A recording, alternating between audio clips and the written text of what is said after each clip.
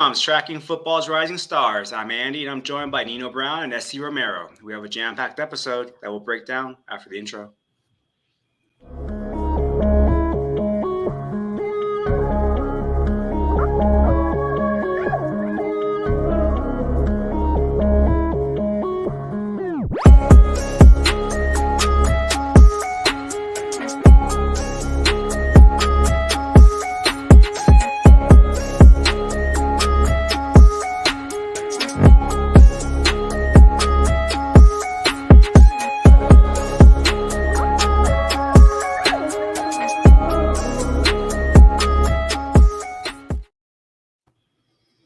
SC, Nino, what's going on, guys? What's going on, my guy? You know what it is. Two things you look forward to. Future Phenoms talk about the rising stars. What my wife's cooking for dinner, and she makes some spaghetti. So we living good over here. Yo, I had the pasta too. No meatballs, just chicken. So There you we're good go. to go. Full belly, ready to talk some football. Let's get it. Let's get it. Let's get right into it. Our first segment, names to watch for the 2024 college football season. SC, you're up first. Who's your first guy? Yes, let's talk about what was a freshman running back last year, and Justice Hayes, excuse me, from Alabama, running back, just amazing speed, good one, cut ability. He knows how to high step accordingly, so the defenders behind him are tackling him. Man, he has good contact balance. I see a lot of his plays, and he's over here bouncing off guys and things like that. Guy I think really can, take it out. I know a lot of people are on Jam Miller here, but I'm looking at Justice Hayes. I think he could be someone that there might not be as many radars as on him as there were when he was coming out of high school, but if you're able to buy low on him, I definitely would. Listen, Justice Hayes was one of the top backs in his class. They were talking whether it was going to be Hayes or Baxter Jr. Obviously, last year there wasn't enough opportunity for him. I think there's going to be plenty of opportunity in the system. Between him and Jam Miller, the ball is going to look for the guy that's going to give them more of that Dylan Johnson-esque type back, the guy who can catch passes out of the backfield, who can pass pro, who also can run between the tackles. Mm-hmm. In my opinion, I do think Jam Miller can run between the tackles. I think that Justice Hayes checks more of those boxes than Jam Miller does, in my opinion.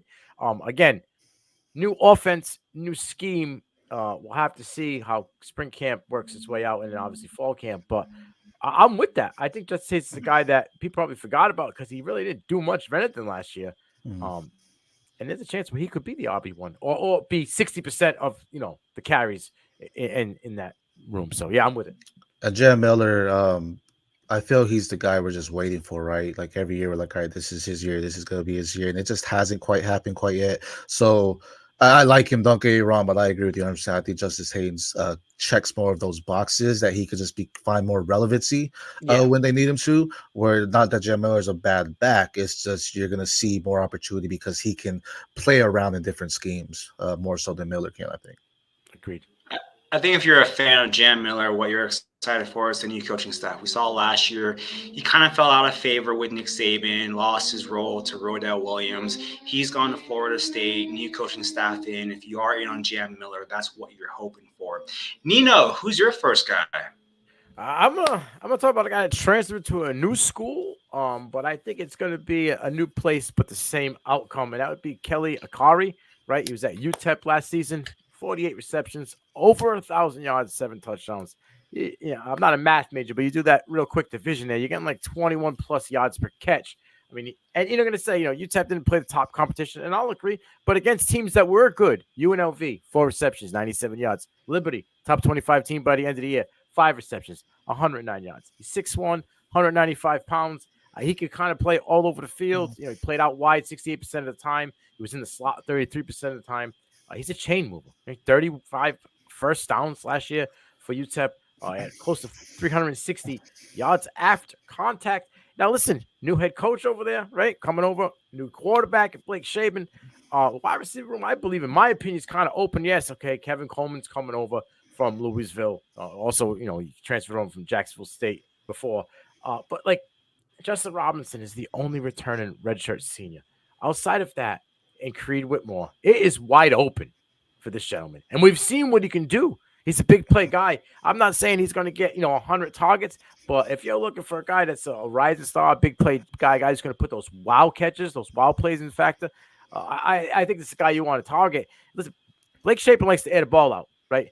Levy's going to, you already know what kind of system Levy's going to run. I think this kid's going to be the guy that's going to reap the benefits of both of those. What are your thoughts, guys? Yeah, I mean, you brought up a few couple games. You didn't mention his breakout game against FIU. You know, 8 receptions, over 200 yards, and 2 touchdowns. One of those was an 80-yard play.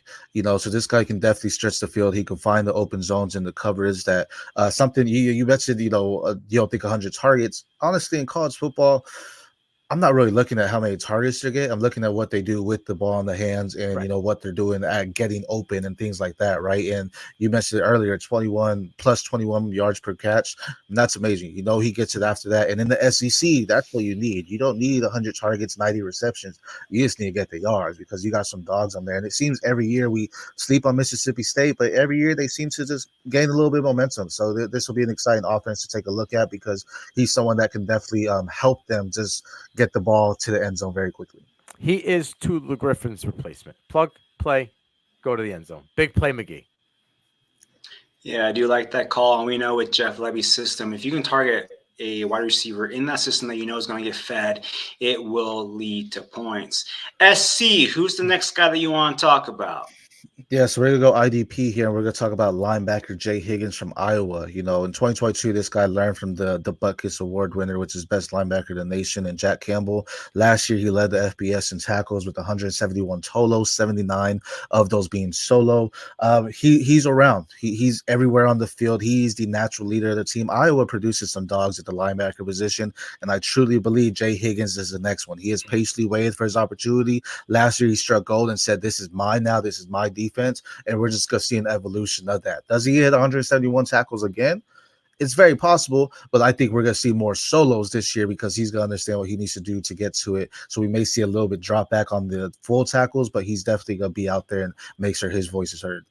Yeah, I'm going to quote two pockets here. I get around. That's Jay Higgins. He gets around. You can get him in coverage. You can get him outside. You get him in the box. Get him in the backfield. And they're returning like damn near 75% of that defensive production from last season. He's going to be the leader. He's that guy at the next level that wear a green dot. He can do everything that you need to do. If anything that his negative, his weaknesses, he will tend to, on the outside, when guys get to the outside, try to get arm tackles, right? He gets beat maybe on a little bit of angles. But other than that, you're coming out the gauntlet, right up the middle. He's blowing you up, wrapping you up, taking you to the ground. So I love Higgins. I think he's a stud. He will be a top 5 linebacker in the nation this season. 100%. Nino, who's your next guy? All right. I'll stay in the IDP realm. I'm going to go with a guy, you know, goes by the name of Keelan Wyatt. Okay. Last season, he had 34 tackles, 22 solo, 6.5 tackles, lost 4.5 sacks. He had a pass breakup and a fumble recovery. He's a dirt dog. 21 run stops, 17 total pressures. He's an Iron Man at the line, right? 520 snaps. Now, you got to understand, he's getting coached under a guy that's produced dudes, like overall, well, just the straight dudes, whether it be in the secondary, the linebacker, or on the line. Brian Williams gets it done. Remember what he did with Sam? I'm going to mess up his name. Oyonoko, right? 55 tackles, 36 solo, 6 sacks. This dude just put up numbers. And then another guy on the line that did well under Brian Williams was Andy Pham, 31 tackles, 19 solo. Was third on the team at 5. This guy like produces dogs. Put your hand in the ground and just go get the quarterback. Keelan Wyatt is due for a big, big breakout season for the Terps this year. Yeah, I agree. And he's just someone that he just keeps becoming an evolving threat. I was going to say evolution threat, but he's evolving into just a bigger threat year after year. As you mentioned, he's someone that, yeah, he's lining up on the line too, but don't be shocked if you see him drop back if he needs to as well, because he can do that. He is that versatile type of athlete. He likes to get in your face and get after the quarterback. That's where he does shine at. He is someone that doesn't miss the opportunity. He knows how to tackle properly. He knows what he needs to do to get around blockers. He is something that quarterbacks fear on Saturdays because he is in their face. Agreed. SC, who's your final guy? My last one, man, you know, it's hard finding tight ends, right? And I will talk about tight end RJ Maryland. And I guess it's hard because he's somewhat of a receiver. He's just a 6'4", 233 pounds, just monster. Athleticism is there, just raw athlete. He is raw around the edges, so he does need to crisp up a couple things. But if the quarterback is targeting him and he gets the ball, just watch him do some work. He has that strength. He has some good agility to him. The policy needs to come better in what he's doing with the routes to get to that open spot. He gets that thing because he's just a very big guy and he knows how to come down with the ball. But last year we saw 50 plus receptions for 900 yards and 10 touchdowns. Or I think this is the year he does that. Excuse me, not last year. He had 8 touchdowns last year or 7, I think. But this is the year we might see 50 plus receptions, over 900 yards, and possibly 10 touchdowns for him. I just think he's coming out to be Stone's top guy. And I think this is an opportunity that he's actually going to break out and become one of your top tight ends we talk about next year.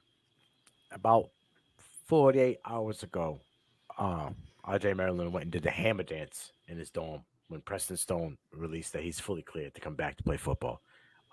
He is going to be the guy who reaps the most benefits of this because he's continuously gotten better every season at SMU, right? I think he had like 10 receptions more than before the season prior. Last season, he had close to 520 yards, like you said, 7 touchdowns, but he's averaging 15 yards per catch. He's a guy who can stay on the field for all 3 downs. You know, he can block. He's not a liability, you know, in the run game. He like I said, I always like to say, tight ends that can chip and get off are guys that I target because they can stay home. They're going to be there for 3 downs. I think RJ Maryland has a enormous ceiling this season, and you could possibly see a guy that came out of nowhere because most people don't know who he is to have a great season this year in college football. And I we talk about like Xavier Wardy type players, right? The guys that come out and break out as a freshman. Sure, that's great, but also like high school, college, NFL are all 3 completely different. It's the same game, but they're all completely different, right? You have the best of the best, and you have the second, then you have your high school, whatever. I want to see how guys evolve. That's why I pay attention to when they're playing in that college game. Like, sure, a breakout freshman season is phenomenal. Can you maintain that, or can you evolve to be even better?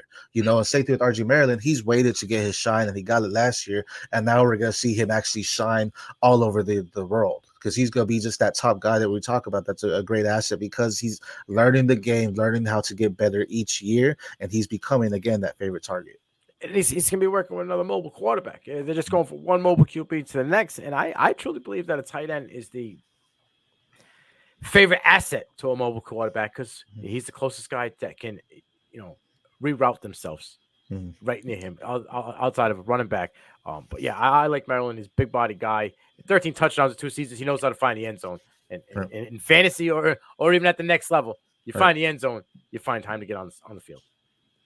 And if you're looking at him from a Debbie perspective, what you kind of want to see this fall is for him to gain about another 15 and 20 pounds, gain that bulk, get ready for the next level. Nino, who's your last guy that you want to talk about?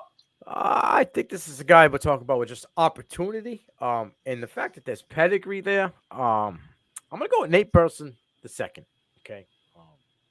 Nevada wide receiver. This kid's a 2-sport athlete.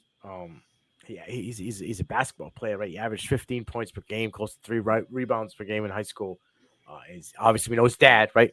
Who also went to Nevada. So there's some nostalgia there. He's only really has to battle Marshawn Brown for the slot role. And Marshawn Brown didn't do much of anything last season. But he only had, I believe he had 17 targets total on the whole year. So it's an open battle for that slot role.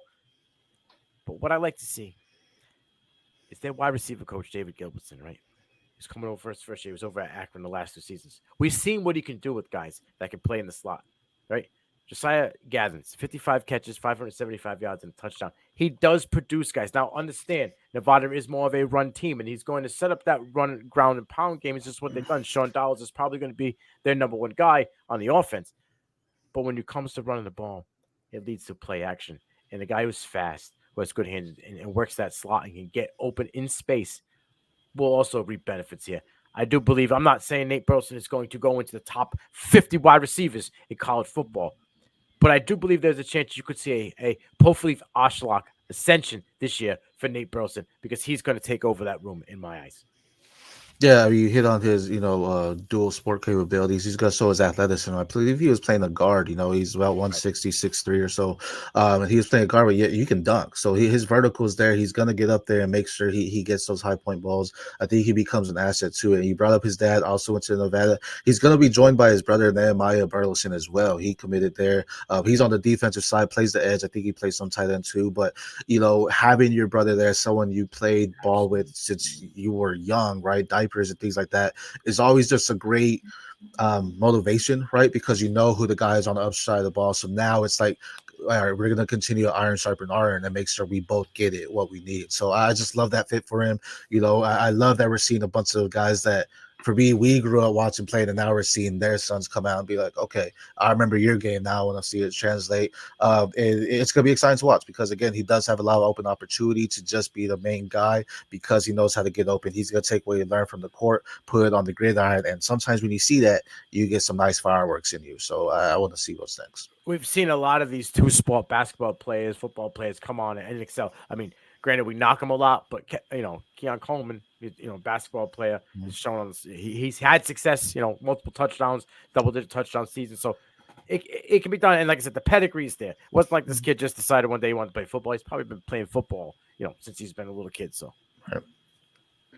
And those are some names to know and write down for your CFS, C2C, and IDP leagues. And we're moving on to our next segment, this or that.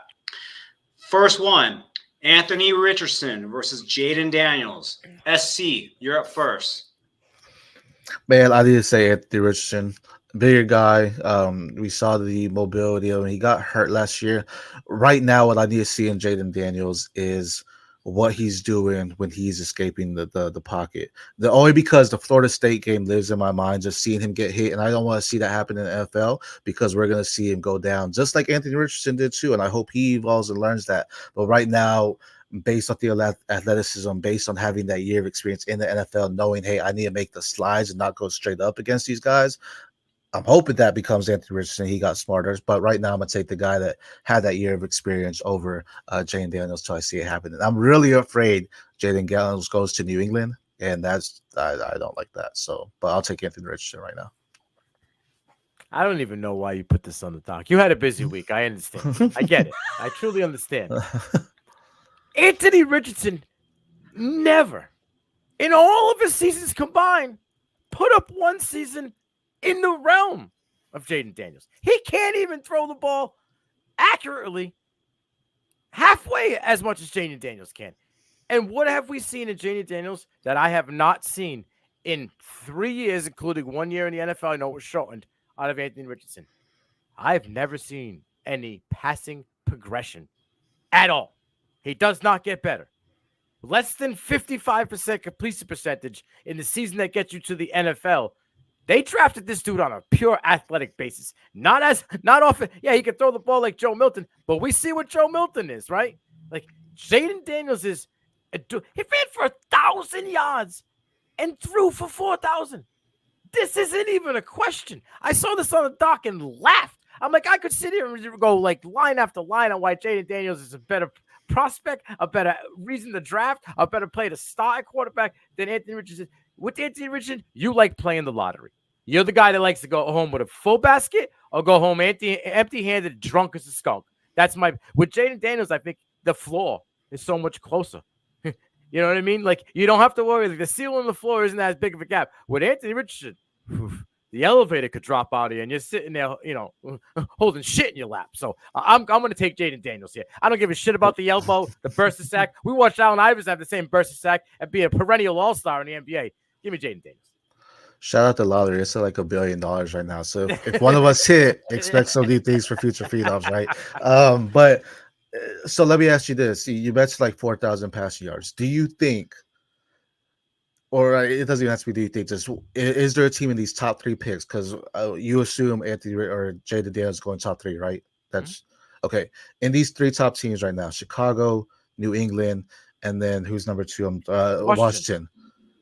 Out of those teams, is there a round where he gets 4,000 yards passing with those teams? Whoa. How are you gonna take college and just flip that standard to the NFL? Like, come on. That's it. So okay, so what's the Out of those 3 teams, because I don't think it's happening in New England. That's the worst landing spot, I think. It's But any what? quarterback going there. Yeah. But that's the most unready team for any quarterback in the NFL. The Okay. So Washington Redskins, Commanders, whatever you want to call them, bro, he's going into weapons, bro. Right. Terry, right? You're going into Terry. You have Dotson, right? You have 2 running backs that can get the job done.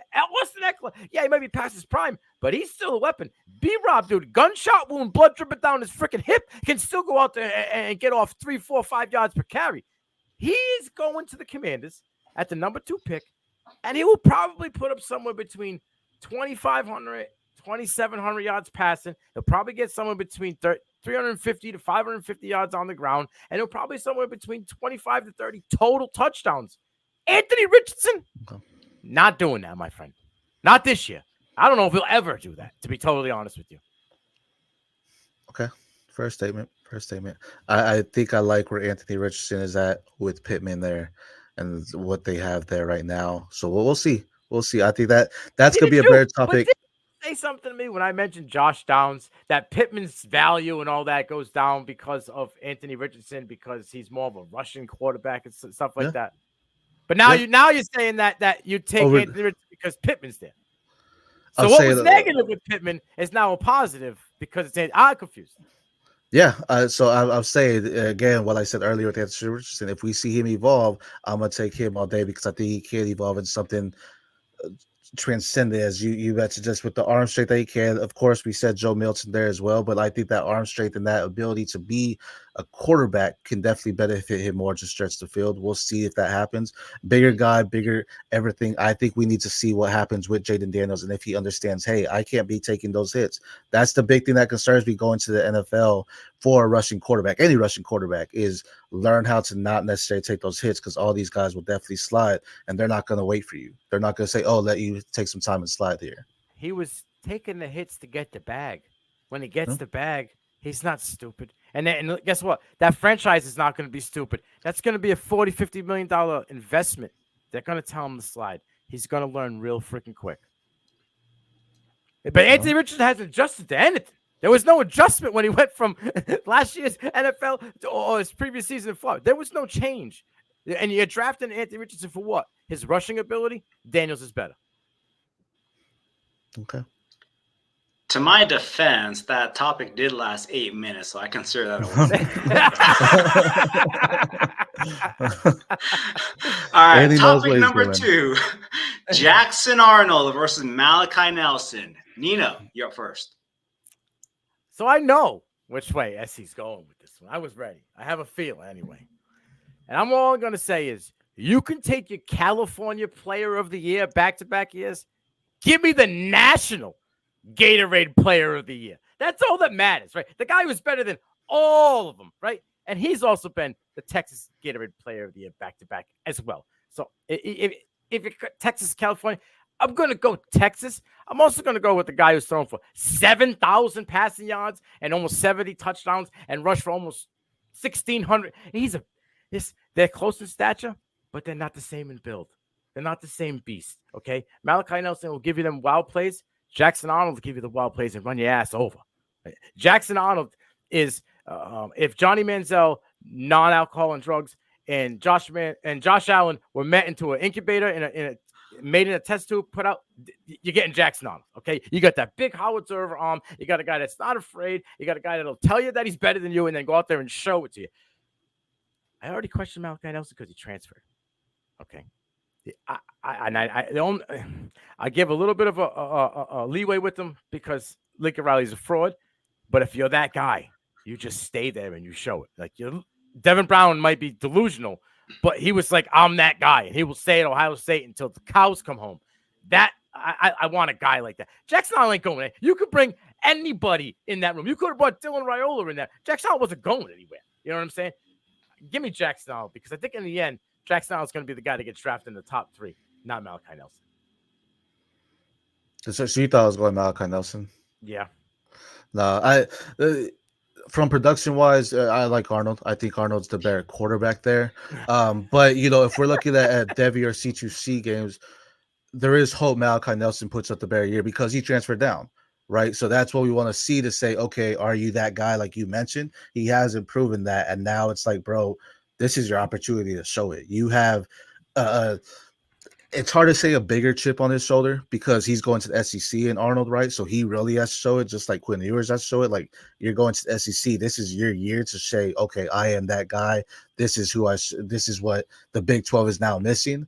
But I think Malachi Nelson has more to play for at this point, because it's like, at this point, like we're talking right now, we're both out on him in the sense he's the biggest buy low if you can, because like, bro, he couldn't take it at USC. He had to go down a division.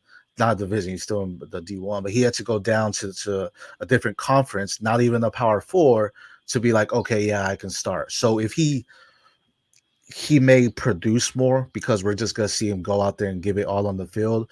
But if you're talking end of the day, who I rather want on my team, I'm taking Jackson Arnold, because as you mentioned, he didn't leave. We saw some guys leave after they went to SEC, go somewhere else. And he's like, no, I'm staying here. I'm going to put my feet in the ground. I'm going to make sure I get the ball out, and I'm going to show why Oklahoma is a top team in the country.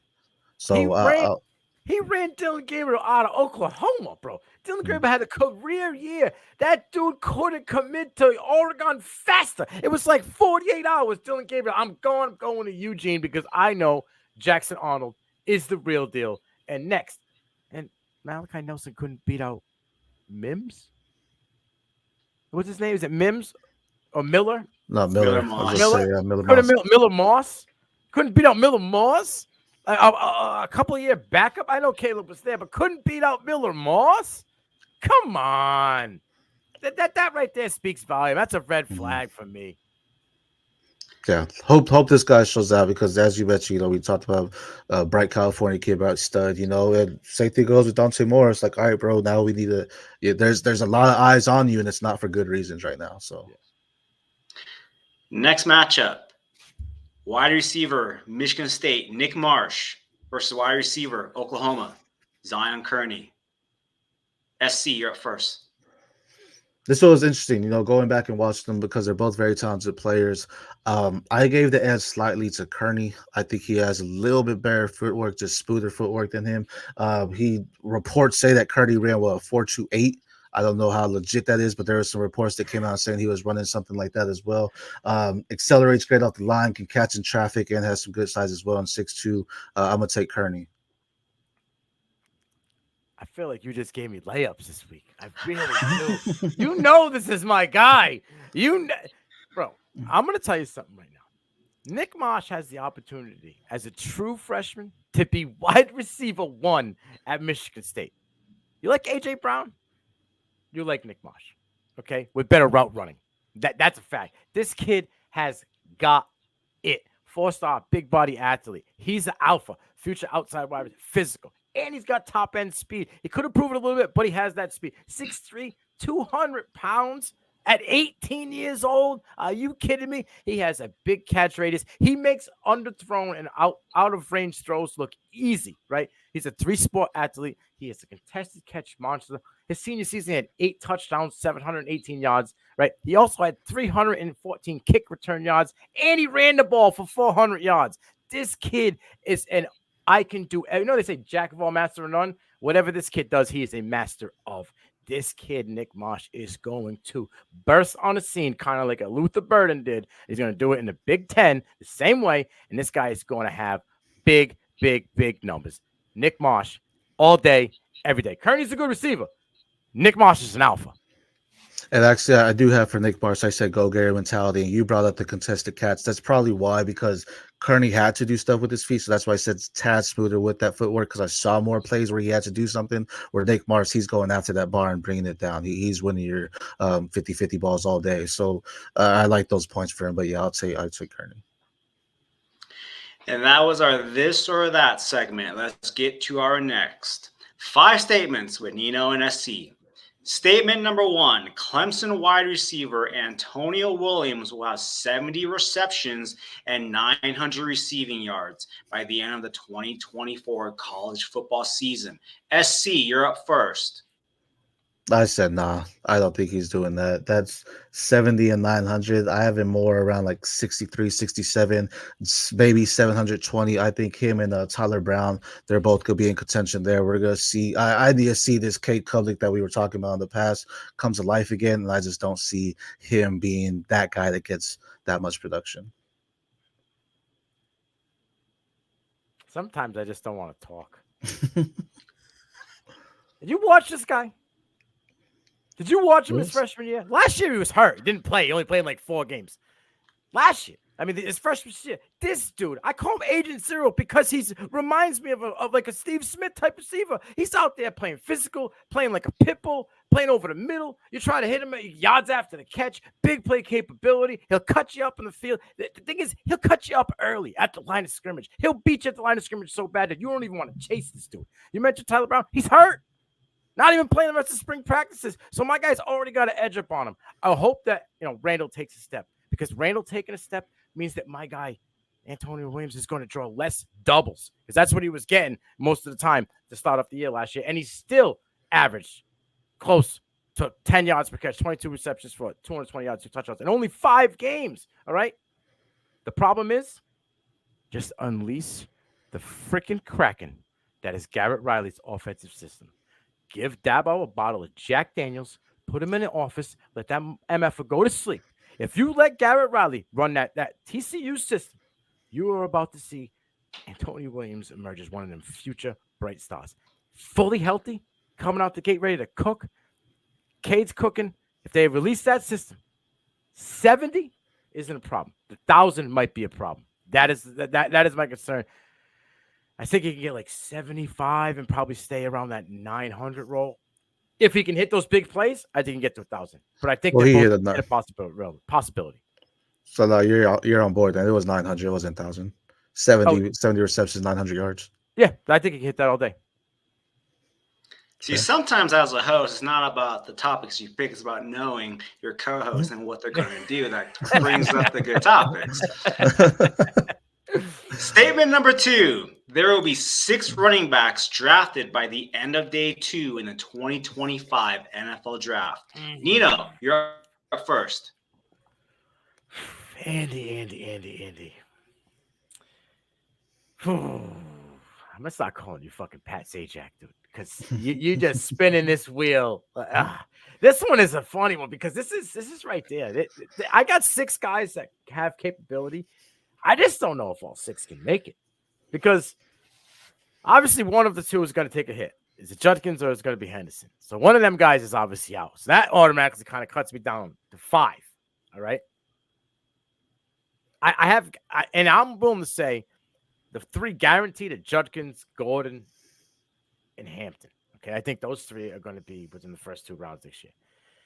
My biggest question mark is it going to be Donovan Edwards or is it going to be Rocket Sanders? If they take this step and become these leaders and these RB1s in these, in these roles that they are in now, obviously one's in a new place in South Carolina with Rock Raheem, Donovan's taking over. But there's a lot of inexperience in that QB room. Andy knows, big house. I'm going to say no. I'm going to go 5. I think 5 is the max that will go in the first 2 rounds. I think this is more not a knock on the talent. It's just the way the NFL seems running backs that you'll see a lot more slide. This running back is a lot stronger than what this current one is, right? I know you're not big on ETN. ETN has a great year in Georgia. Does it make a difference? I just don't think he comes out. Stays another year. Okay. I think because, like you said, this is more of a crowded room. Yeah. He stays one more season, he has a chance. I don't think Nicholas Singleton comes out either because of the fact that I think he needs to have another big year. And Katron? Same thing. What about Neal? Devin Neal? I don't know if he can get himself in the top 60 picks. I really don't. Okay. It would have to take a culminative effort between Jalen Daniels being healthy and him being able to carry the load 225 times again. Right. So 3 of those guys that I just you say they're going back though. And that's again, I think we can honestly, if we were in control of GMs, there's probably maybe up to 10 RBs that if they all came out, you can say, hey, I'll take in that 3rd round, right. 2nd round there. It's just hard to say what these NFL GMs do. So with that, I think we're going to see a lot of fireworks. We're going to see some wide receivers come out, defensive guys, O-line, all that kind of stuff. Even some quarterbacks. We're going to see some quarterbacks come out that people aren't going to be talking about right now, but it's like, oh, this is the year they come out or whatever it may be. So based on the NFL landscape right now, I say no. At max, we're seeing 4. You may see 5. And honestly, if Henderson and Judkins come out, that's going to be interesting because, like you betcha, it's going to be who outshine two to go up, because I don't think if both come out, they're not both going day two. One's going to drop into that day three. Raheem as well. He has to have a great year, but we're talking about running backs. Age becomes a factor. So even though he may have a great year, coaches may see him and be like, you're a little bit older. We're going to let you drop to the fourth round where we're paying you less. Have that Dameon Pierce, you just get that opportunity year one and come out and do it, right? Or something like that, because you're an older back. So it's, again, more so on the NFL that I don't think it's happening. But I think there are some guys capable that we could have it, but I don't think the NFL sees it like that. My dark horse guy, and I'm just on the fence. I think he goes back again. Jaden, I think he's going to have a big year again, and people keep sleeping on him and say, "Oh, he runs too upright, he plays out count." I don't care. Kid gets done, and he's got pass catching capability. I think there's a chance that he might say, "Okay, I've done it now for 2 seasons back to back, giving you 3 solid years. Maybe it's my time to go." I would like to see him come back, because then he could possibly be in that top 5. But we'll have to wait and see. But even and like Edwards, you mentioned too, I think they're guys. I mean, Devin Neal too. They can have great years, but again, NFL just won't see them like that greatness where they're still a 5th round pick, something like that, for some absurdity, and it's nothing to do. Their production's there. It's just the NFL. I say, but it's like the NFL looks for just the guys that draw the most attention in a sense, and not really looking at who we would say will be sleepers at that pick at that point. At that, you know what I mean? So yeah, this is like the hardest position to talk about when it comes to NFL draft, because they don't value them as they should. We're getting some more company backfields and things like that, more pass rating offenses, so they're just not of heavy value. At least some of these guys that are kind of some old school running backs too, but they've adapted and became a dual threat running back as well, because they know that's what the NFL is transitioning to. So they need to showcase some of that too. You mentioned, the running back by committee, dual running backs. I think this draft will play a part into how many backs next year go. If we get a lot of these guys in the maybe end of the 2nd, early 3rd round, they're probably going to want to run them out that whole contract and see what they got. You know what I mean? You look at guys like Deuce Vaughn, he was late round running back. He's still in Dallas. They haven't cut him. There's a chance that he could be producing this year if they don't draft a guy, in this draft. So I think if 5 or 6 guys go between 2 and the beginning of the 4th round this year, you might see less guys next year get that early draft capital. I think that it could be the perfect storm for the 25 running back class, because the current NFL backs, they're starting to hit that age cliff. And we can all agree that this running back class is pretty weak. So say, for example, only 1 or 2 running back goes day 2 and a bunch goes day 3, the 25 class could be right for the pickings next year. And so that was the only reason why I say 6, because of the age of the current NFL running backs that are on teams in this weak class. It could just be that perfect storm. Statement number 3, class of 25 wide receiver Jalen Cooper is currently wide receiver 49 in the composites. He will be in the top 20 and be a riser that will be talked about in the fall. Nino, you're up first. See, you said 49. I looked at some other sites. They got him in the 70s. So this is why I always worry with these like grading charts. Like, who's doing the grading, and where did they get the okay to be the guys that are grading these people in scout? You know what I mean? Like, I just would like to know. 68 receptions, 1,600 yards, 20 plus touchdowns. They're playing in Texas, Steel Bowl High School in Texas. Like Steel High School in Steel Bowl, Texas. Like, granted, he's a small kid, 6'2", 6'1", 160. But speed, one cut and go capability, great hands, athlete. You can line him up outside. I like the fact that as a small receiver, you can line him up in trips, and this kid plays tight to the line of scrimmage and excels in the middle of the field for a little guy like that. I love it. I think he's got all the capability to be a riser. What is he? He's a junior, right? Yeah. I saw 4 clean routes that he ran. He ran a fade, a slot, a post, and a corner. Now, granted, those aren't intricate routes, but he ran all of them routes well, and he beat his defenders multiple times on all of them routes. He probably, if we were going reception, perception, he was probably green in all 4 of them routes. I think you hit this one on the head, Andy. I think this kid is going to be an absolute riser. I think right now, coming into it, they were kind of worried about the size. They wanted to see. The size don't matter. Production is there, right? If you know how to get an athlete in the right position to excel, this kid is going to be him. I think he's going to be If not, in that, what did you have? Top 20? It'll be just right outside of it, maybe in the top, 25. But yeah, he's definitely going to rise. Yeah, you have a lot of the notes I have already, so I'm gonna talk about two other guys here. But I too had him at 79th overall. That's what I saw in 247 at least when I was looking up at him and stuff. So I think he has all the talent there to definitely rise. He's not gonna be wide receiver 79 is what they have him at when it comes time for that as well. But also bring up Dylan Alfred. He was around that range as well, 5'11", 175. You talked about a guy these earlier. for other episodes, man. There you go. I'm gonna talk about him there. Episodes. But he, 21 yards per catch. He was someone that I think can rise as well, just because he makes defenders miss effortlessly. And I think the rankings we have as a 2025 class, all that is going to be switching around because we have some kids going to different schools. We have them maybe getting different coaches. We have them even some switching positions. You have high school, you get moved around a lot based on your position too, whether you're defense or offense. So where we see him right now, will this guy rise is your question? Yeah, we definitely will, because I think he's just going to have another blowout year and have another great one. So that's the one I'd watch, but also keep an eye for Dylan Alfred. I'll save the other one for another episode. I absolutely love Jalen Cooper. One of my favorite things to do is find under the radar gem wide receivers. And I spent an hour doing the show sheet, and I spent probably 45 minutes watching film on this kid. I think this kid has a chance to be really special come this senior year in high school, and I do think he will make a big jump. Statement number 4, class of 25 quarterback, Madden. I'm going to try to say this. Madden Iamaliva, who is currently uncommitted, and the quarterback 12 will join his brother Nico at Tennessee, and the Iamaliva family will be the quarterback at Tennessee for multiple years to come. SC, you're up first. That makes sense. I mean, I believe Tennessee right now is the only place he's actually had unofficial visits to for it. But I know UCLA is another one that he's very close to, and that's closer to home. So I wouldn't be surprised if he goes to UCLA because he doesn't necessarily want to sit behind his brother. Again, we talked about earlier with brothers being on the same team, iron sharpens iron. You've been playing ball since your diapers and things like that. So I think there is possibility because he has that connection already with the coach, knowing his family, things like that. But I think UCLA is someone to watch out for as well. I love that you brought up UCLA, but it ain't for the point that I got, my friend.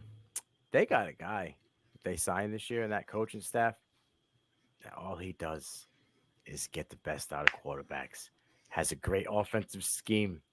And I'm surprised that this guy never got a head coaching opportunity in the NFL. Eric Bieniemy is now the offensive coordinator at UCLA. Eric Bieniemy is already on the recruiting trail for UCLA, and a lot of people like what they're doing. They have an NFL caliber coaching staff. Obviously, Deshaun Foster is leading the helmet there, but he's putting all of the pieces together. You can go look at all these recruiting websites. UCLA's on there, and if you look at the guy that's recruiting him the most, it's Eric Bieniemy. I would not be surprised right now if this dude doesn't go to UCLA and write his own script. He sat behind his brother in high school, waited for him to go. His brother left. What happened? 11-3. Kid balls out. At some point, you get tired of living behind your brother's shadows, always having to put in your brother's hand-me-downs, put on his boots. You go to a place close to home where you can be that local star. You can build your own legacy. If I had a crystal ball, I'm going UCLA. Man, you know that I think it's called QB1 on Netflix. You want to start your own legacy. You gotta have that as the intro right there. But no, I mean, I agree. And beneath me, I knew you were gonna bring that up. I actually just put new regimen, so I knew you were gonna talk about the coach in there. But I mean, Super Bowl winning coach, right? So I mean, there's a lot of great things in not seeing behind your brother's shadow, as you mentioned, closer to home. But again, I think with the NFL, not the NFL, the NCAA going to a 12-team playoff, that opens the door more and more because now I just need to be in the SEC because I know they get in the playoffs. I just need to get in the top 12 now to have a shot because now we're going to see different teams, different quarterbacks, different athletes to give it their all because now it's like, hey, I can have an undefeated season, be ranked 11, and showcase, look, I can go out there and beat these SEC teams that in football, it's not – basketball or baseball. You just have to show out one time. You don't need to be best of 7. You just need to go out there and have the better game and win. So this is opportunity for it's a spread out, and you kind of see what Saban's talked about all the NIL and people going different routes. No, they just now have opportunity where it's not just eyes on the SEC. SEC has ran the playoffs. They haven't won every time, but they're running it. You can have a one-team SEC team go into the top four, sure. Now you have 12 teams. You have more athletes saying, hey, I just need to go out there and showcase my skill, get into a top 12 position. So when I go to the national stage as far as a playoff opportunity, I'm going to go out there and show you what I'm about, and the nation's about to be on watch. So I love UCLA for him.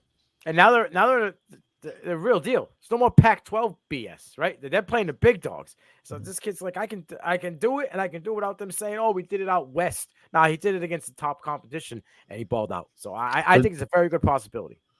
Big 12, right? Yeah. Yeah. And our teams went to, I keep forgetting which ones went to the ACC, but I know two did, 2 or 3. Stanford. But yeah, Big 12. Statement number 5, North Carolina wide receiving room. Kobe Pesor will be the wide receiver 1. Nino, you're up first. You know me too well, bro. You know what gets – you just know. Listen, Kobe Pesor couldn't do it at his first team, and I don't think he's going to do it on this team. My guy I'm going to have as wide receiver 1. He's probably not going to be the wide receiver 1 because I think Bryson Nesbitt, who's a tight end, is going to be wide receiver 1 for North Carolina. But in the wide receiver room, it's J.J. Jones, bro. He's the guy. If outside of Tez Walker, he was the guy last year. 46 receptions, 711 yards, 3 touchdowns. He averaged over 15 yards per catch. The kid just has it. He can play outside, contested catch guy. He can cut you up at the line of scrimmage, plays physical. New system going on there. New QB. Was it Max Johnson? I believe it's going to be the QB for the Tar Heels this season. I have a funny feeling that, as much as people want Kobe Pesor to be the guy in that wide receiver room, it's going to be J.J. Jones once again. Yeah, I think honestly, the only reason why I could even think about J.J. Jones, because you've talked about him before, future Phenoms. So, go watch past episodes because we're dropping dimes everywhere. But I think J.J. Jones too, I think Pesor may get some underneath looks and get a couple yards after the catch, but I think Jones is just more of an all-around wide receiver and what you want. I do put in my notes here, though. You mentioned him earlier too. I think, though, the only person I want on the North Carolina offense right now is Omarion Hampton when it comes to any kind of Devi right now, just because there's a lot of uncertainties there. You're talking about C2C, CFF. Yeah, go get J.J. Jones. I'd rather have him over Pesor because Pesor was supposed to be the guy last year, and he had that opportunity when Tez was out, and it wasn't that. We saw a lot of miscommunication. We saw a lot of bad plays by Drake May at that time as well. So I don't know if there's a new quarterback there, new time, new opportunity, but he kind of lost that value maybe to this coach too, to say, hey, bro, you had the opportunity to be the alpha last year and you didn't really take that step. So J.J. Jones could be the guy there. I like Nesbitt as a target too, but again, Omarion Hampton's really the only one I want from there. I'll stand on this hill. I will die on this hill. Bryson Nesbitt will be a top 5 tight end drafted next year in the NFL. He's my tight end 3 for the class right now. Yeah, he's my tight end 3. He's got all the tools. Yeah. I'm kind of disappointed he didn't go out this year. I thought if he went out this year, he would have had a chance to be tight end 2 this year. So over Sanders, really? Yeah. Okay. Yeah. I'm a Nesbitt fan. I've been saying it since he was a freshman. I think this kid's got all the juice, all the intangibles, and he can block. So I love it. Bonus statement. Texas A&M will win 9 games and be in contention for the 12-team college football playoffs. SC, you're up first. It's fun.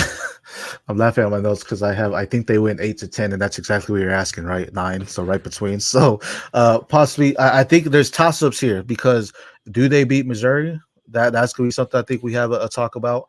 Mississippi State, we talked about them earlier. That's an opportunity they're playing at Mississippi State, so that could be something where it's, again, SEC. Sometimes you just have that loss. You just don't go out to that field and you know what to do. I don't think the LSU, they're losing that one.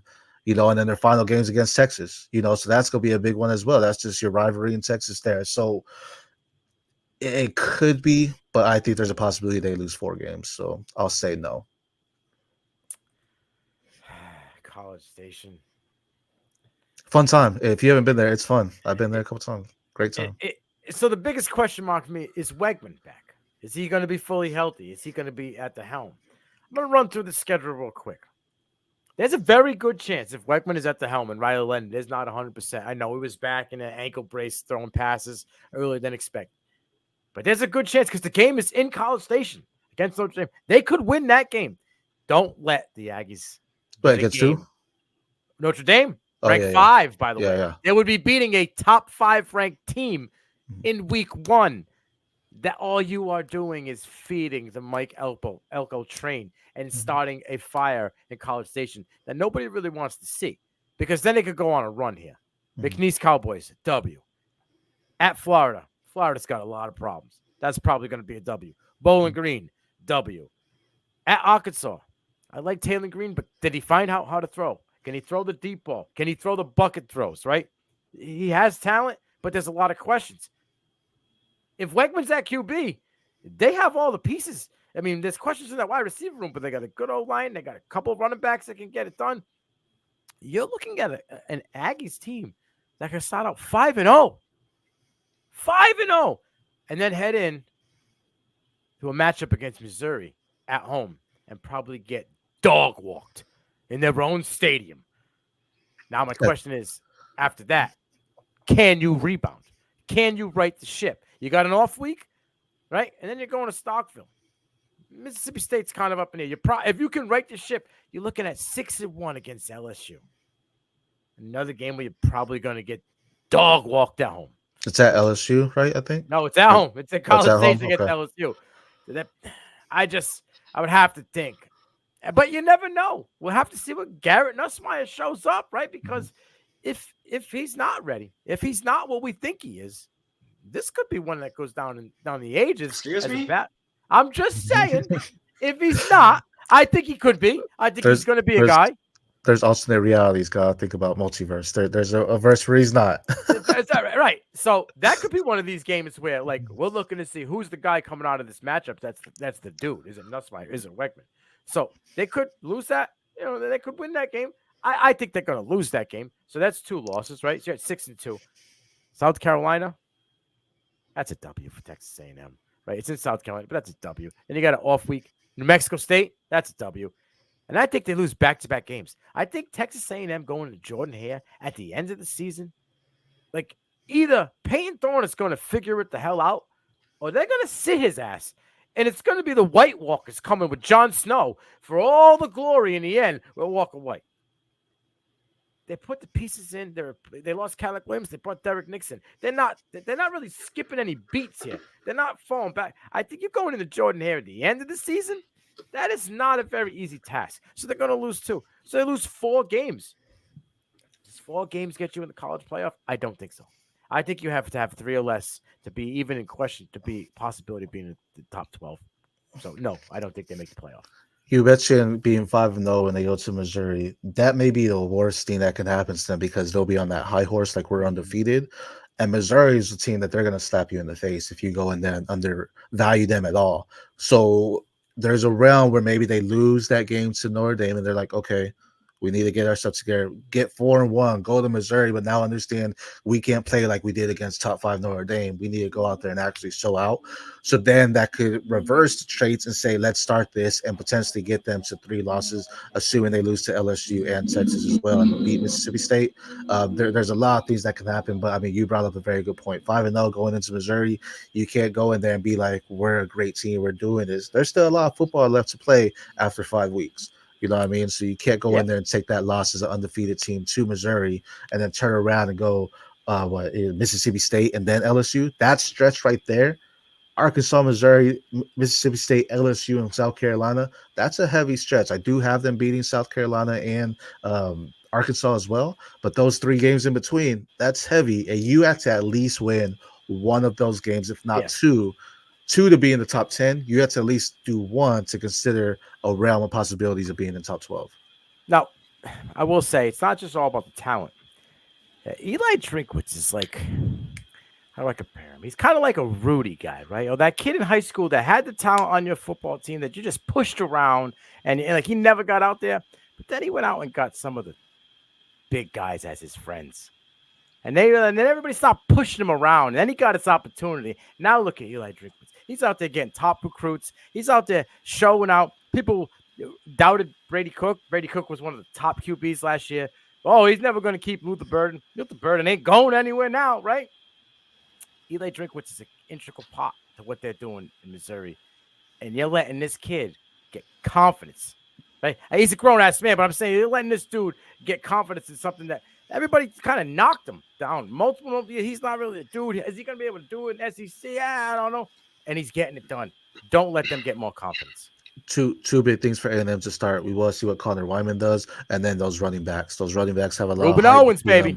So it's gonna say, okay, are you real? Are you gonna be a lead back here? And then say it's Wyman. Are you gonna be one of our top guys? Those are gonna be two things that you need to watch out for, specifically in that Notre Dame game, because you can go out there and say, oh, they blew out McNeese State. He had over 100 yards, but let's be real. That Notre Dame game is going to show more about them than what week 2 will at McNeese. And same with Florida. Florida, like you mentioned, has a lot of problems. So that's going to be a big game too, though, right? If they go out there and toss it up against Florida, there's going to be a lot of people downing them at that point. So the SEC, we talked about, you can't really play in it. So they need to come correct each and every single week.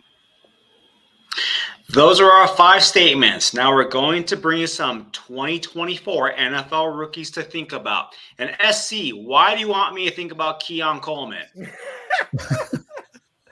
At this point, man, we didn't see the uprise in production. At this point, I think it just becomes a value when you talk about rookie drafts, because we talked about, we see a guy go in that second, third round every year. This is a guy that's gonna slide down some draft boards for you just because he didn't have that greater production. He got more touchdowns this past season, so maybe he becomes that red zone threat. He is very crisp in his running. He's not doing anything fluid or anything like that. But again, when he talks about values at this 2024 rookie class, he becomes that, because I think someone takes a shot on him and landing spot dependent. He doesn't need to be an alpha to shine. I don't think he should be an alpha to necessarily shine. But if he has a good alpha by him, let's talk about the Cowboys. And he's opposite CD Lamb. That could be something you want to see and you like. Go ahead, Andy.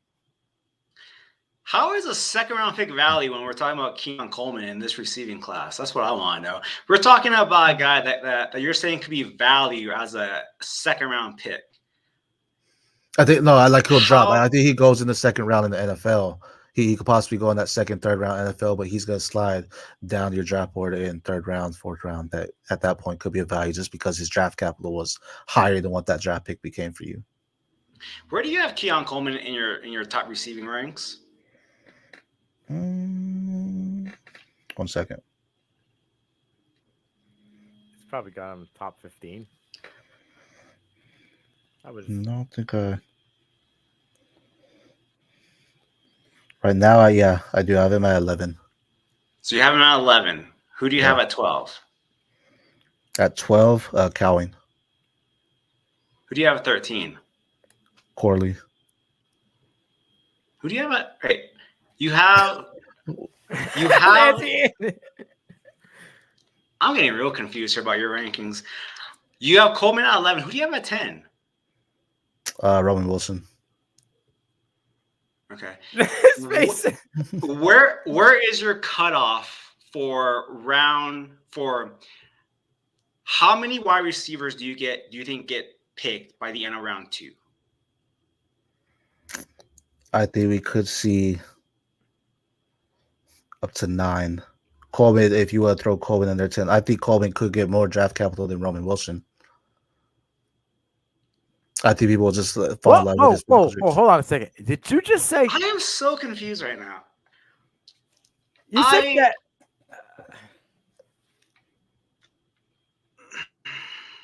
I'm going to show restraint.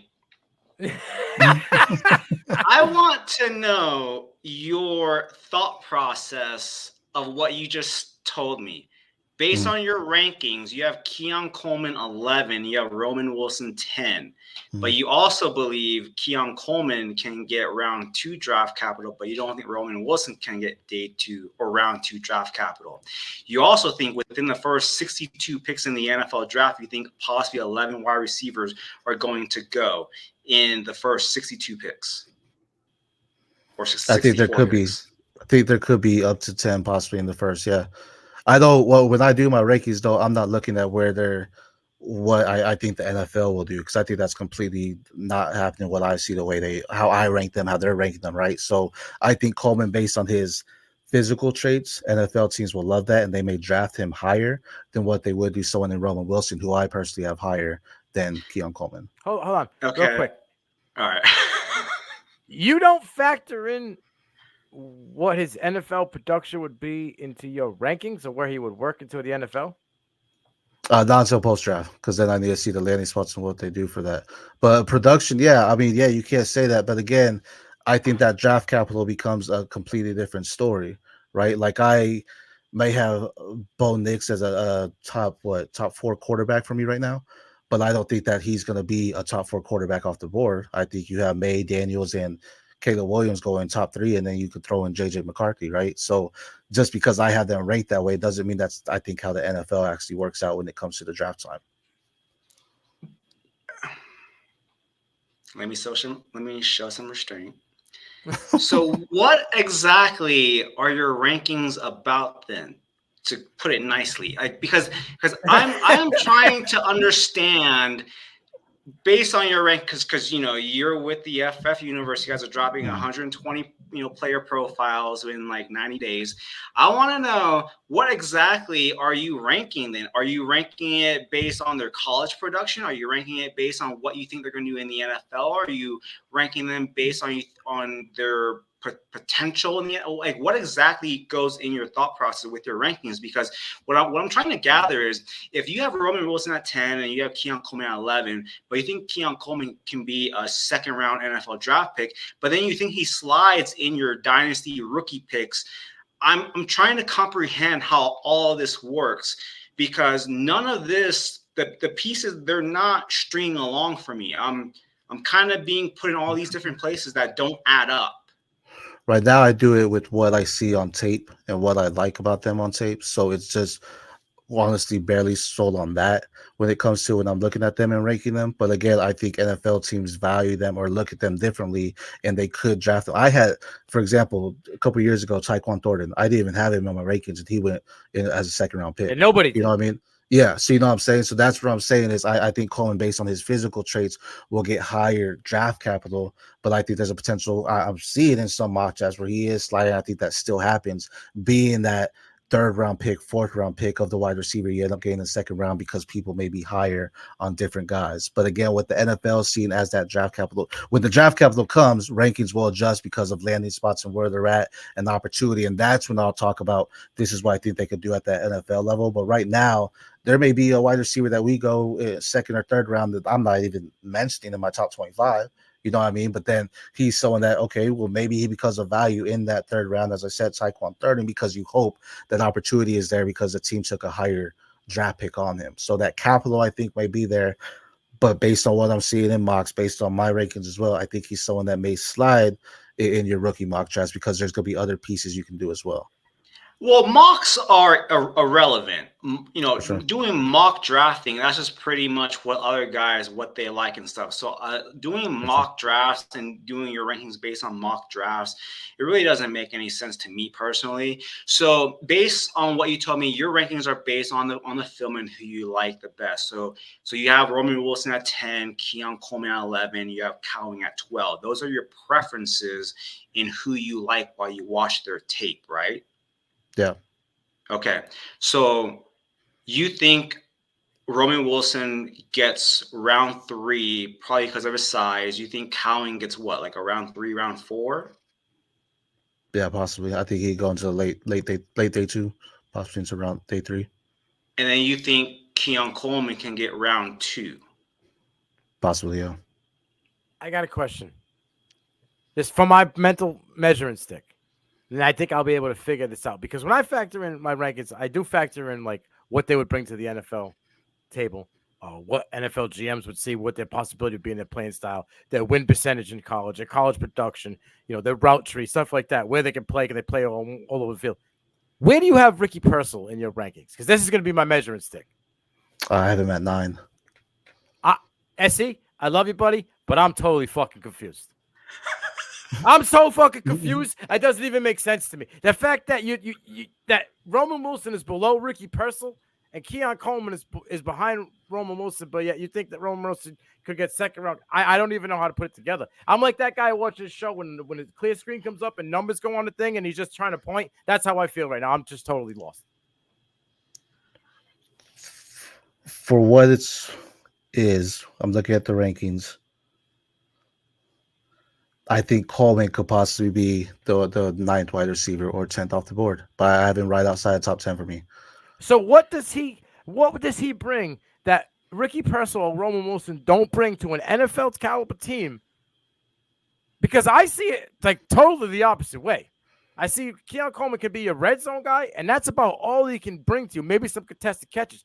Ricky Pearsall, Roman Wilson are technicians. They can beat you, a route running. They know how to get open in space. They know how to sit down in space. They can run probably 7 to 8 routes with 50%, winning percentage. And they're just athletes. Coleman's just an athlete with the red zone possibility. I just don't see how that guy jumps the next two. Well, that's what I'm saying, though. I think the NFL may see it differently as that physical traits that he brings that they just may fall in love with. And that's where he may get some. 2024, right? Like, we're talking about the guys that are technicians, the guys that are possession receivers. They usually have more success in the NFL. Yeah, the new offense, new system, new day and age. But again, I'm just gonna say I think the physicality that Coleman can bring and being that red zone threat, maybe a team needs that. Maybe they already have their alpha, so they're looking for a solid wide receiver too that they don't necessarily need to be explosive or go through the routes. They just need someone to get in the end zone so they can just throw it up. You have him in the same caliber as like an AJ Brown? Coleman? Yeah. No, I think AJ Brown's far better. I can't see someone like that being in the top 10 wide receiver picks. I don't show some restraint. I don't see how an NFL team is going to bypass a technician like Ricky Pearsall, Roman Wilson for a quote-unquote red zone target. This isn't 2004 NFL. The modern day NFL with offensive coordinators, they are smart. They will find ways to get the best playmakers the ball. It's about getting the best players on your team where you're drafting them. So your basis on this is you believe Keon Coleman is going to be the better player because you have him going at a higher selection than you do Ricky Pearsall and Roman Wilson. So by proxy, your rankings should also reflect that because your rankings is based on the totality of everything that's going to happen in the NFL draft. Because I'll go back to last year. I had Puka Nacua at wide receiver number 7. I was really high on him. Did I think he was going to go round 2? No. But I felt he was the 7th best receiver in that class, and I had him there. I had the conviction there. I knew in my rookie drafts I didn't have to draft him that way, but I ranked him that way. That's also how I rank my Debbie and how I rank my C2C assets. I have Garrett Nussmeier as my QB1. I'm not drafting him as my QB1 because I know I don't need to, but he to me is my best player. So if I'm going later on and giving receipts, I'm going to say, hey, he was my QB1, and this is why. What you're doing to me, and with all due respect, you're being wishy-washy and trying to get wins on both sides. You're saying Ricky Pearsall and Roman Wilson are better than Keon Coleman, but you think Keon Coleman is going to go ahead of them. So you're trying to play the fence and be on both sides and try to be right in this, where in all actuality, it should be about who you have the most conviction on. So at the end of the day, let's not take a look at draft capital. Let's just take a look at the players itself. Ricky Pearsall, Roman Wilson, Keon Coleman, Jacob Cowing. Who's the best one that you want of that 4? Pearsall. Okay, who's the second? Roman Wilson. Who's the third? And at that point, I'd probably take Keon Coleman over Cowan. Okay. The rankings go off of that notion of who I rather have at that point. But that makes sense when you said that wishy-washy. But again, that's just me saying the NFL is not thinking how I think. I can have these Well, guys yeah. as top guys and everything, but I think the NFL will see them differently. I do think he's a possible day 2 wide receiver that comes off the board, possibly into that second round, again, going into his physical traits. Would I do that as an NFL GM? No, definitely not. But I think that's when I do my draft capital, this is me saying not what I would necessarily do. It's what I think the NFL does at that point, which I guess your point could be wishy-washy in the sense of doing that. Maybe I need to do clarification in that, but that's what I think the NFL will see them as, not what I see them as. Because I'm not doing, I've been let down multiple times when I'm like, this is the best guy on the board, and they throw a complete 360 and get someone that, again, not even on my radar, or someone that I'm thinking is the 10th best player on the board. This is where I think Coleman, as a wide receiver, the NFL views him differently. Doesn't matter what he did in production. They just like what they see as that red zone target, where it could be that big guy. Sure, we're getting to a combination of we want these technicians. We want these guys that have a great route tree and things of that nature. So that's why I do have Purcell and Roman Wilson over him.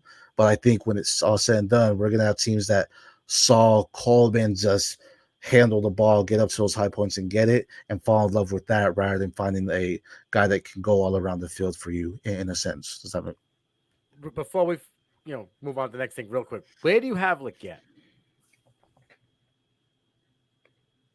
15. Because I personally would have Leggett over Coleman in my eyes. I think Leggett's a better NFL caliber receiver. He got fired up. I saw. Okay.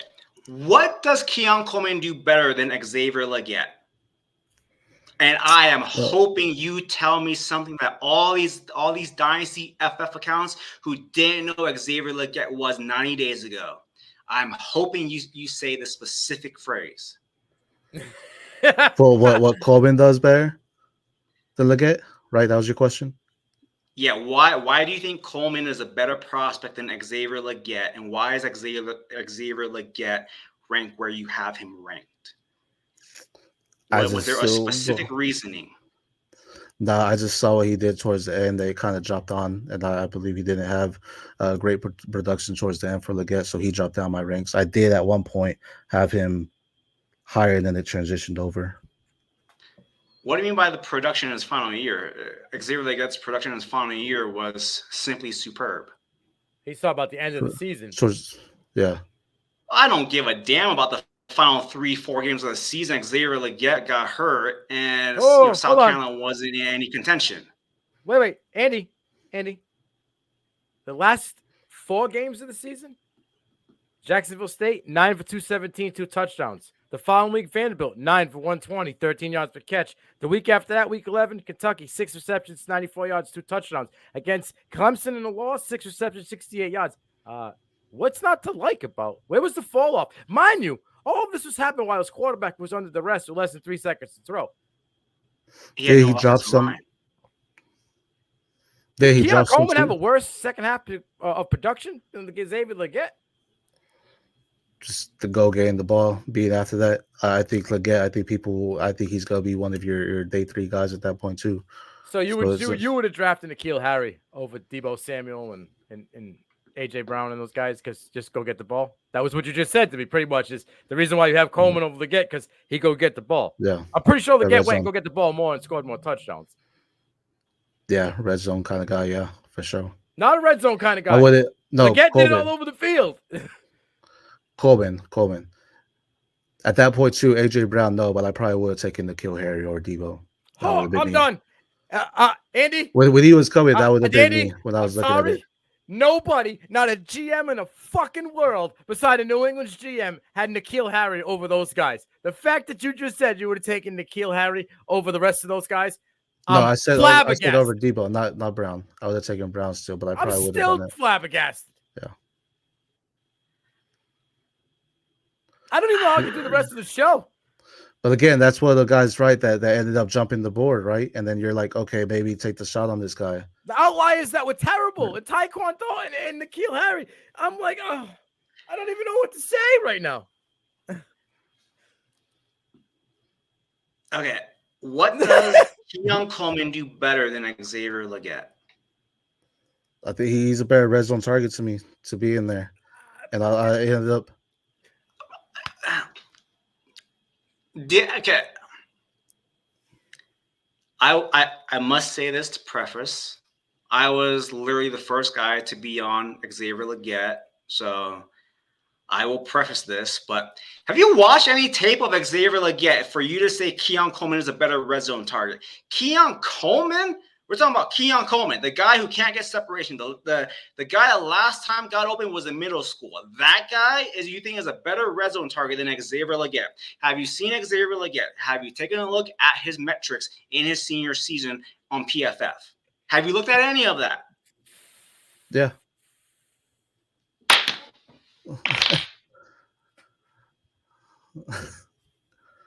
So where's Leggett for y'all? Let me ask that. And then where's Coleman for y'all? I've got Coleman out of the top 15 easily. I have Coleman at like 21. Yeah, he's like 18. I want to say 17 for me. I have Leggett in the top. I think Leggett's like top 12, maybe 13 for me. I think he's like 11 for me, but yet again, I am biased when it comes to him, so I'm at 11. I hold the whole body of work. If he had a whole body of work as somewhere near the production as a senior year, I probably would have put him inside of the top 10. But 1 year's production, I did like that he did it all year. Yes, he may have dropped a couple passes in the middle of the year, but nothing that was like game changing. Again, his quarterback is under the rest, under 3 seconds to throw. This guy you got to understand, Juice Wells was gone. He was drawing the double and beating everybody all year long. Keon Coleman, he wasn't beating much. That's for sure. Here's the thing with Xavier Leggett that no one has mentioned. The only one that's ever mentioned has been me in my Debbie Digest piece when I wrote up on him. Xavier Leggett, yes, he was hurt the first 3 seasons, so there were some circumstances. He did break out towards his second season. He got a motorcycle injury, kind of set him back. It was this past off season. He still believed himself. He went and he trained with Debo in the summer, and Debo showed him how to play bully ball. Debo showed him how to play football with his body style, his frame. So he learned how to play with his body structure. And you saw once he learned that from Debo, he exploded this season. Nobody has mentioned that because none of these Dynasty FF accounts do any research. All they do is look at metrics. Oh, this guy's a 50 breakout. This guy's a 6-year breakout. He, by all indication, only 1% of all these people have ever done that. These Dynasty FF accounts that all these people follow didn't know who 90% of these people were 90 days ago. And you're going to follow them blindly. Xavier Leggett is a guy that is going to be a riser. He's going to get that draft capital. He might not be an early round 2 pick, but I still do believe he gets round or day 2 draft capital. This is a guy, he learned how to play this year. And once he learned how to play that bully ball style, he didn't get hurt. He didn't miss games. He wasn't trying to be something that he wasn't. The first 3 years, he was trying to be this speedy, field stretching kind of a guy. That's not him to a certain extent. Yes, can he do that? Yes, but he is a bully ball guy. You throw it up and he gets the ball. You give him short area touches. You let him create kind of like Debo. He learned how to play with his body structure and his body style. And that is why Xavier Leggett, where people say, oh, he's a 5th-year breakout. He didn't do anything his first 4 years. That's all I need to know about your analysis of who you are, because you did no research whatsoever. All you did was go on PFF and look at those stats. You didn't do any research. You didn't read any content, any articles in the past 4 years, or did you watch any film of that guy? Because if you did, that would not be your analysis of Xavier Leggett. Now, before this show goes up in flames, we are going to move on to the next topic. Nino, who is the 2024 NFL rookie that you want to think about? Well, I'm not going to go with it. Go ahead. Question, though. You mentioned day 2 capital. You think Coleman gets day 3 capital or day 2? I personally have a 5th-round grade on Keon Coleman. I don't think anything about that guy. Like I said, the last time he got open, he was in middle school.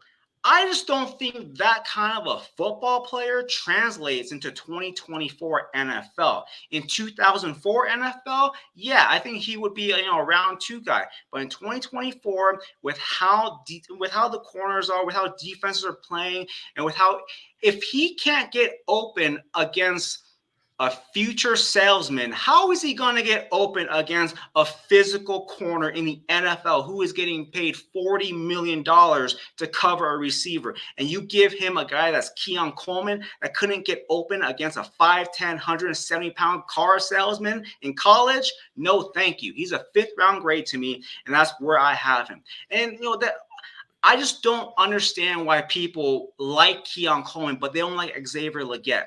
And the only thing that people will say, oh, late production. Again, that goes back to lazy analysis. These Dynasty FF accounts, they have to do 90 profiles in 90 days, trying to do all this and all that just to try to get clicks, but they don't watch film. They don't watch film. They don't know who these guys are. That's why I tell every Dynasty player, don't follow these Dynasty FF accounts, follow Devy accounts. These Devy guys have seen these guys for 4 years. They know who they are. Some of these guys watched them in high school. They watched them grow. They know who they are. That's where you get value. Kind of like Puka Nacua. People are like, he came out of nowhere. No, he didn't. People in Devy community, they knew about him. Tank Dell, same thing. Yeah. That's why I have 100% rostership in Puka Nacua. Because I watch these guys. I know these guys. These Dynasty FF accounts that have to put up all these profiles in 90 days to get clicks, they don't watch film. They go on PFF and they type in numbers. And they go, oh, he's not that good. He only had 1 year production. Oh, he must be great. He had all this production. Kind of all of a sudden we have all these slanders about these certain players, how they're not good.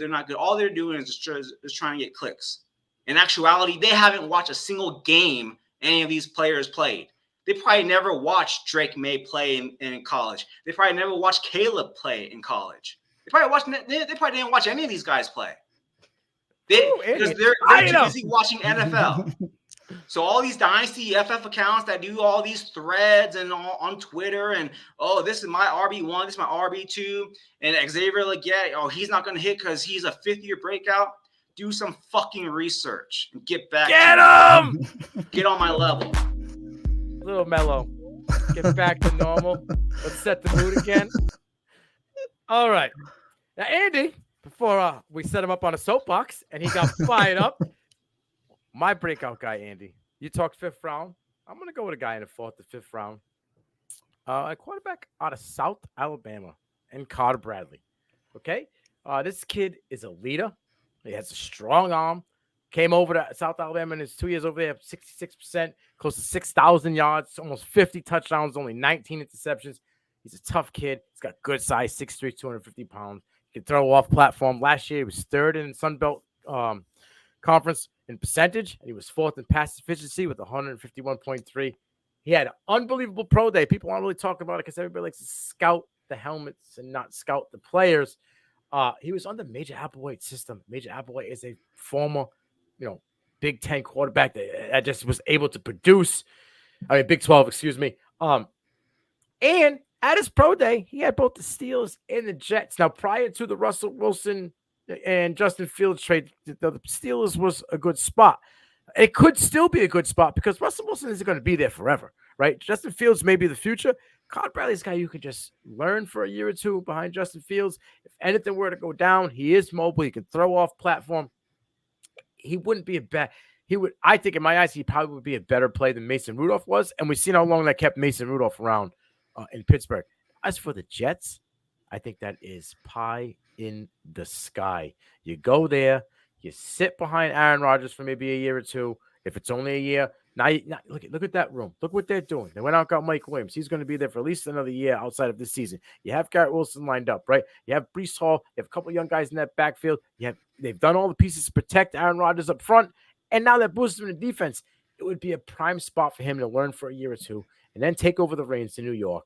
I think Carter Bradley is being slept on. People slept on Jake Haener. If he didn't get popped for PEDs, there'd be a good chance that he might have a chance to play for the Saints this year. And I think Carter Bradley could go that role. Like I said, late round pick that has an opportunity in a year or two to take over the helm. I like Carter Bradley.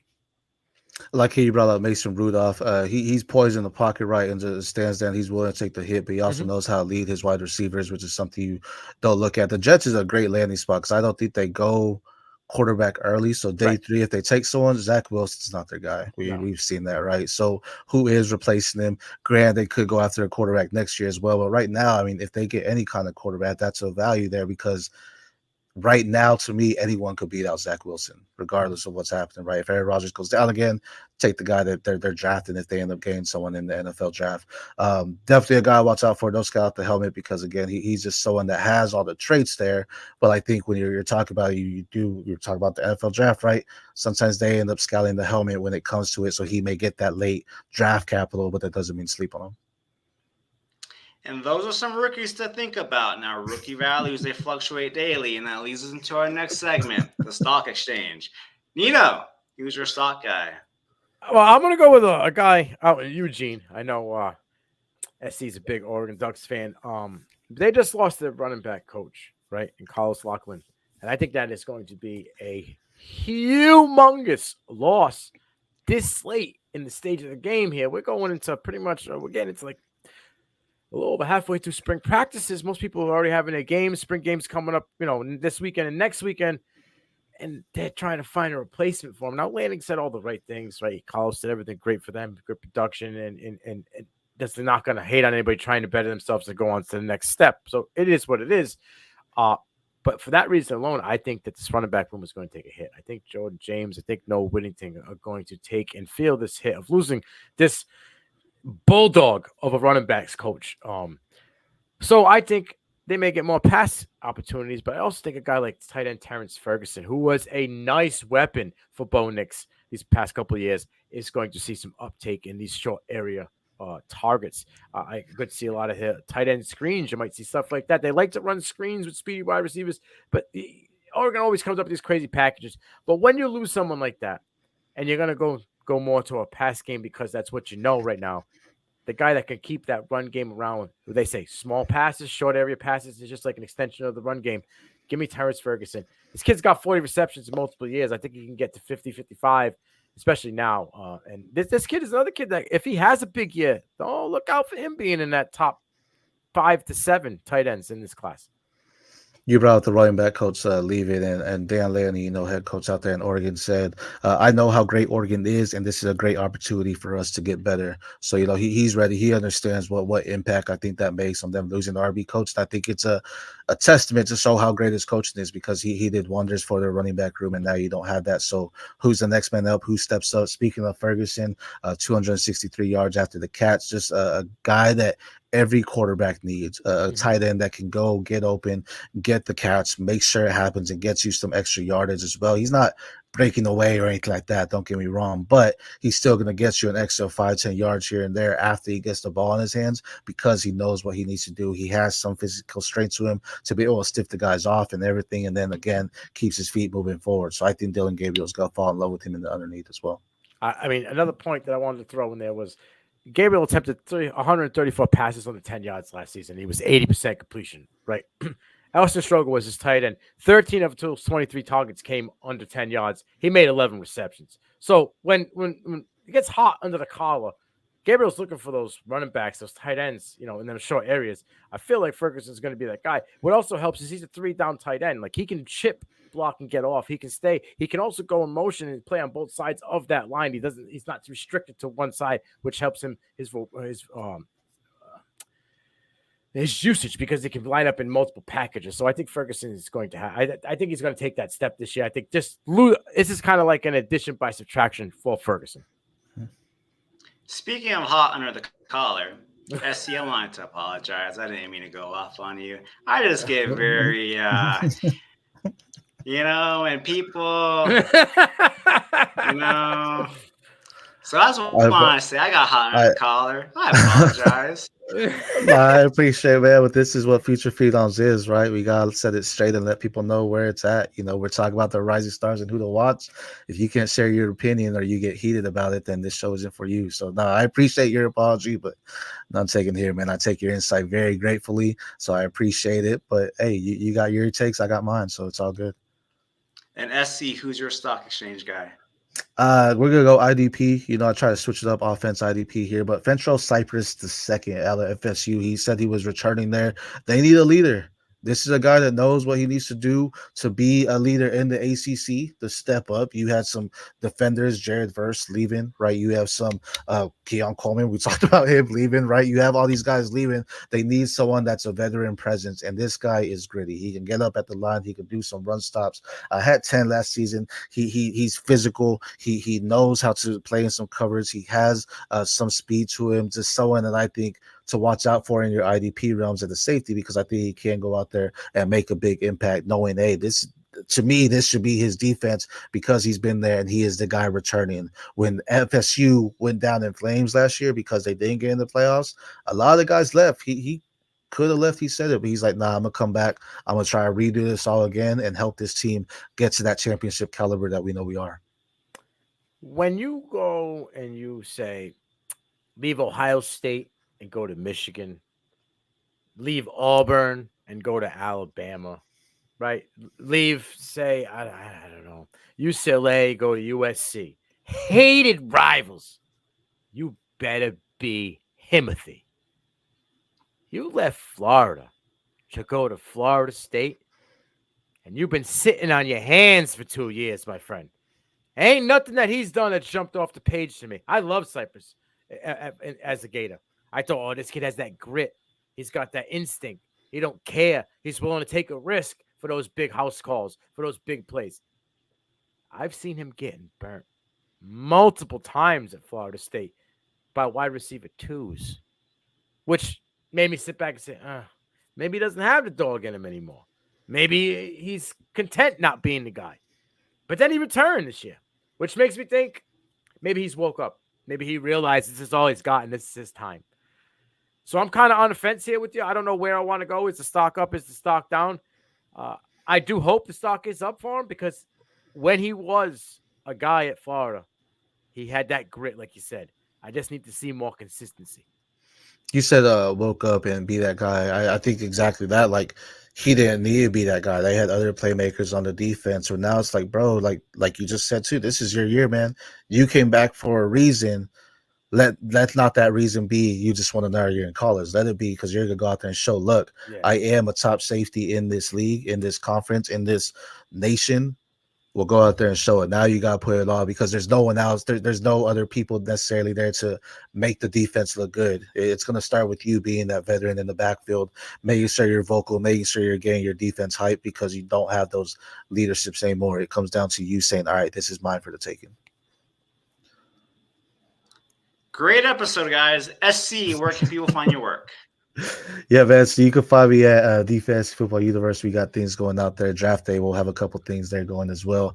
Future Phenoms coming here. You know, tracking football's rising stars. We all have our different takes, but that's what's great about it. And then we got the O going on. You know, with my boy CFP Nation, Nino, bringing that, just talking all Oregon football, and then PPR. So I just gave y'all a little scoop earlier. We're gonna try to get something to talk about each division in college football. Just talk about some sleepers, some risers, things like that as well. Specifically towards specific divisions. So more on the lookout for that. That's in coming time. Nino, where can people find your work? Like, again, Future Phenoms. This is the hot show right here. This show gets me going, you know. And today was one of the main reasons why I wanted to be on this show with you gentlemen, because it was definitely a fiery, interesting episode. You can find me over at the CFP Nation. I got my hands in a little bit of everything, but I'm going to be really grinding hard on the CFP Prime show, which would be my show. I'm going to try to bring to you some hot, spicy takes. I just had Jake Crane on from the Crane Company talking about Auburn life, and its shows took off well. It's 24 hours. We're up to 600 views, so people are liking the hot takes. So we're going to stay in that lane. And I do a little bit of work over at Devi Degens, talking all this Devi content. So it's great working with you guys every week, and I appreciate both you gentlemen. 2 things to look forward to, man, during the week. Future Phenoms, what my wife's cooking for dinner. You know what it is. Everyone watching and listening, go follow SC at the PPR show. Go follow Nino at __ Nino Brown __. We'll be back next week, ? But before we go, if you're watching on YouTube, hit that like button, comment, subscribe, and if you're listening on Spotify or Apple, give us a rate and review. And we'll see you next time on Future Phenoms.